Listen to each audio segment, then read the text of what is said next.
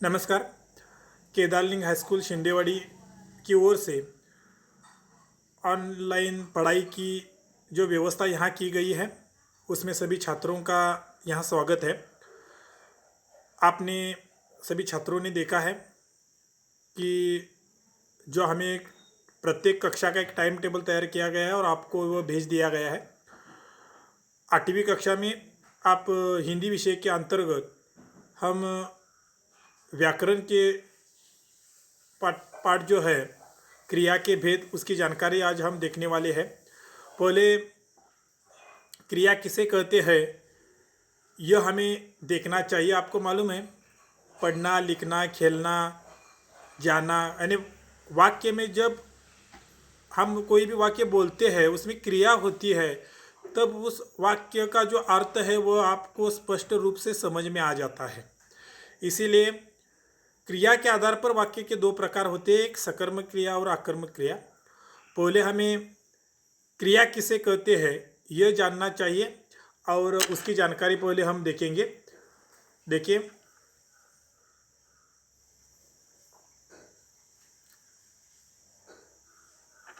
इसका एक परिभाषा उस दी गई है। जिस शब्द के द्वारा किसी कार्य के करने या होने का बोध होता है उसे क्रिया कहते हैं। क्रिया को करने वाला कर्ता कहलाता है। यानी उस वाक्य में जो कोई कार्यकलाप होता रहता है वह जिस शब्द के द्वारा व्यक्त किया जाता है, यानी पढ़ने की क्रिया है वह पढ़ना शब्द है, पढ़ना शब्द के द्वारा वह सूचित होता है। लिख रहा है, लिखने की क्रिया है, लिखना शब्द के द्वारा उस कार्यकलाप को व्यक्त किया जाता है। यानी वह क्रिया का बोध हमें लिखना या पढ़ना, खेलना, पीना, सोना, रोना, इन शब्दों के द्वारा हमें सूचित होता है, उसे क्रिया कहते हैं। लेकिन उसके प्रकार होते हैं क्रिया के आधार पर, यानी वह सकर्म क्रिया है या अकर्म क्रिया है। परीक्षा में 8वीं कक्षा के लिए एक वाक्य दिया जाएगा और आपको प्रश्न होगा। क्या प्रश्न होगा? निम्नलिखित वाक्यों में क्रिया का भेद पहचानिए। तब आपको वह क्रिया सकर्मक है या आकर्मक है इतना ही सिर्फ आपको लिखना है, ढूंढने की ज़रूरत नहीं। वह वाक्य पढ़ना है और पढ़ने में उसमें जो क्रियार्थक शब्द है यानी पढ़ना, लिखना आदि ऐसा शब्द होगा, वह देखकर आपको वह सकर्मक क्रिया है या आकर्मक क्रिया है यह आपको देखना चाहिए। हम पहले सकर्मक क्रिया के बारे में जानकारी हम पहले देखेंगे।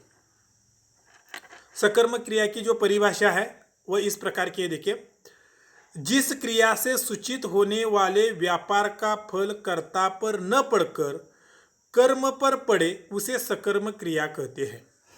यानी व्यापार का फल कर्म के ऊपर न पड़ते, कर्ता के ऊपर न पड़ते हुए कर्म के ऊपर पड़ना चाहिए। यानी प्रत्येक वाक्य में साधारण जो वाक्य होता है, सरल वाक्य, उसमें एक कर्ता और एक कर्म होता है। जब उस वाक्य में व्यापार का फल जो होता है यानी महत्व होता है वह कर्म पर जब पड़ेगा तो वह सकर्मक क्रिया होगा। व्यापार का फल मतलब क्या? उस वाक्य में क्या महत्वपूर्ण है यह हमें देखना चाहिए। देखिए, एक उदाहरण देखने के बाद आपको समझ में आ जाएगा। इसमें पहला उदाहरण है, देखिए, राम बाण मारता है। इस वाक्य में राम करता है, बाण कर्म है और मारता यह क्रिया है। यानी मारने की क्रिया हो गई है।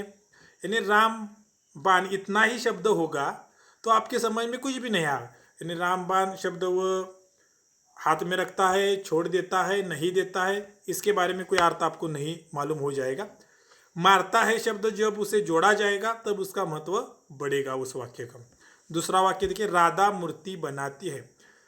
राधा करता है, मूर्ति कर्म है और बनाना ये क्रिया है। यानी इसी प्रकार राधा मूर्ति बनाती है। तीसरा वाक्य, नेता भाषण देता है। भाषण देने का काम कर रहा है, देने का काम कर रहा है, भाषण है उसमें कर्म है, नेता करता है। यानी इसी प्रकार के यहाँ एक 5 उदाहरण दिया है। 5वां उदाहरण है, देखिए, क्रिकेट आपको अच्छा लगता है उसका उदाहरण हम देखिए। लड़के क्रिकेट खेलते हैं। लड़के करता है, यानी खेलने वाले लड़के हैं, यह करता है।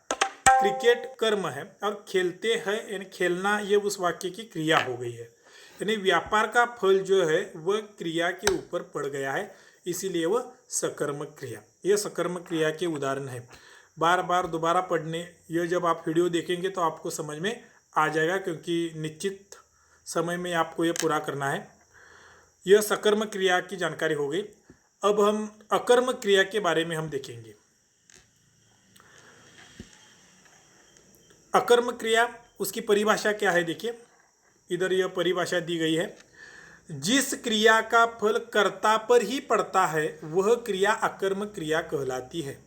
यानी क्रिया का फल कर्ता के ऊपर पड़ना है। सकर्मक में आपने देखा कर्ता का फल कर्म के ऊपर पड़ रहा था, क्रिया के ऊपर, और यहाँ अकर्मक क्रिया में कर्ता का जो क्रिया का जो फल है वह कर्ता के ऊपर पड़ना चाहिए। कर्ता उस वाक्य में महत्वपूर्ण होना चाहिए।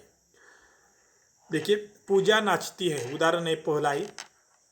नाचती है इतना ही वाक्य होगा तो कौन नाच रहा है, कौन नाचते है आपको मालूम होगा का? कुछ भी नहीं मालूम होगा। पूजा नाचती है यानी कर्ता महत्वपूर्ण है वाक्य। सीधी बातों में आपको उसके प्रकार पहचानना है तो आपको क्या देखना है, देखिए उस वाक्य में कर्ता महत्वपूर्ण है या क्रिया महत्वपूर्ण है। क्रिया महत्वपूर्ण होगी तो सकर्मक क्रिया, और कर्ता महत्वपूर्ण होगा तो अकर्मक क्रिया। श्याम रोता है, कौन रो रहा है? श्याम रो, कर्ता श्याम है, श्याम रो रहा है। दूसरा उदाहरण। तीसरा, सुनील पढ़ता है, सुनील पढ़ रहा है। इसी प्रकार दोबारा मैं बताता हूँ, जो जिस वाक्य में कर्म क्रिया महत्वपूर्ण होती है, जिस वाक्य में क्रिया महत्वपूर्ण होती है तो वह सकर्मक क्रिया, यानी सकर्म शब्द ही ऐसा है, सकर्म यानी कर्म महत्वपूर्ण होता है, उसमें क्रिया महत्वपूर्ण होती है। सकर्म, कर्म के साथ वह आता है। और अकर्मक यानी कर्ता महत्वपूर्ण होता है उसमें। यहाँ क्रिया महत्वपूर्ण होती है, यहाँ कर्ता महत्वपूर्ण होता है अकर्मक में। यह आपको ठीक ढंग से समझाना है। और उसके ऊपर स्वाध्याय के तौर पर आपको और 5-5 वाक्य, सकर्मक के 5 वाक्य और अकर्मक के 5 वाक्य, ये आपको दोबारा फिर लिखना है। यहाँ भी 4-4, 5-5 वाक्य दिए गए हैं और आपको क्या करना है, और 5-5 वाक्य वहाँ लिखना है। धन्यवाद।